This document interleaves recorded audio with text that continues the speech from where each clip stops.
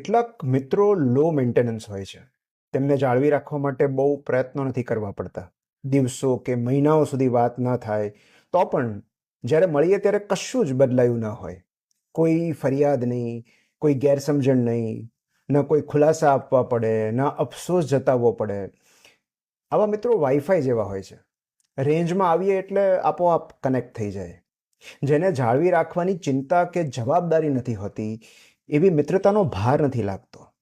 જેઓ તમારી ગેરહાજરી વિશે ફરિયાદ કરવાને બદલે તમારી હાજરીને ઉજવે, એવા મિત્રો દુર્લભ હોય છે. આપણા જીવનની વાર્તામાં આવા મિત્રો બુકમાર્ક જેવા હોય છે. ગમે તેટલા સમય પછી પણ એમની સાથેની વાત અને મુલાકાત ત્યાંથી જ શરૂ થાય છે જ્યાં છેલ્લે છૂટી ગયેલી.